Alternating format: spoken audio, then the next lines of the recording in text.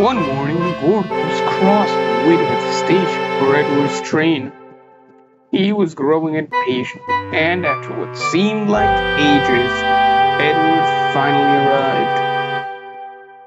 "What took you so long, little Edward?" asked Gordon. "It's the birds," replied Edward. "They've been nesting and feeding near the vicar's orchard.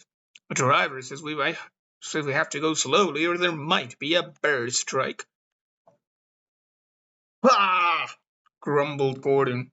"Scared of birds, are we, my dear Engine?" "Well, I remember an engine who was once scared of a cow," chuckled Edward. He just let off his steam and went away.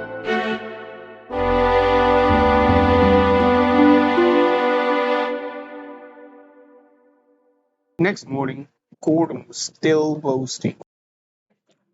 "Come on, little Percy. Be a good engine and go fetch me my coaches," he said. "Let's hope Edward doesn't delay me with his fear of birds today." "But a bird strike is quite troublesome, or at least that's what Harold's told me," said Percy. "He's been landed all week because of the crows." "Well, Harold's a bird about himself," scoffed Gordon. "A proper engine such as myself would never be stopped by birds." And with that, he left the shed. As Gordon left with his train, he was still laughing.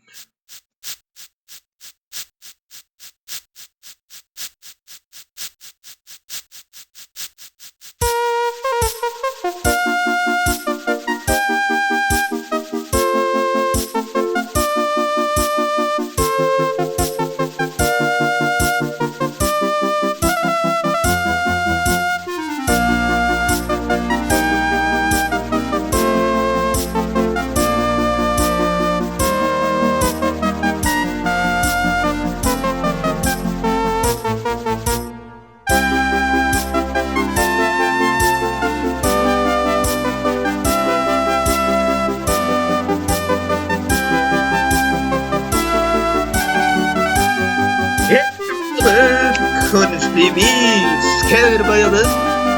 Me, scared by a bird. Couldn't be me," boasted Gordon as he sped along the line. He was making good time, but soon he neared Henry's tunnel. Here, the line ran through some woodlands. The trees' branches were full of birds' nests.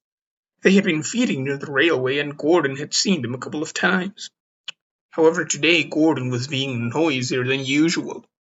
The noise scared the birds and they flocked together, almost like in a black cloud. One of the birds was in a fence near the line. It flew so close to Gordon that it nearly hit his nose. And as it did, Gordon felt his brakes coming on. "Why are we stopping?" asked Gordon. Perhaps someone pulled the emergency cable, replied his driver. The guard will tell us in a minute. But the guard had no idea what it was. There must be a leak in the brake pipe, said the fireman. Right on, said the guard. Let's go take a look. They inspected the train from one end to another. They could see nothing wrong. I just don't understand, said the driver, scratching his head. There's no leak, yet your brakes are hard on. Just wait a minute, said the fireman as he looked at Gordon's front brake pipe. There it is! The bird must have knocked off the seal of your brake pipe. Look! The driver went to see, and soon both he and the fireman were laughing. Before long, they had mended the seal and they were on their way. This time, they went a lot slower than before. We don't want to scare any more birds, laughed the fireman. Gordon said nothing.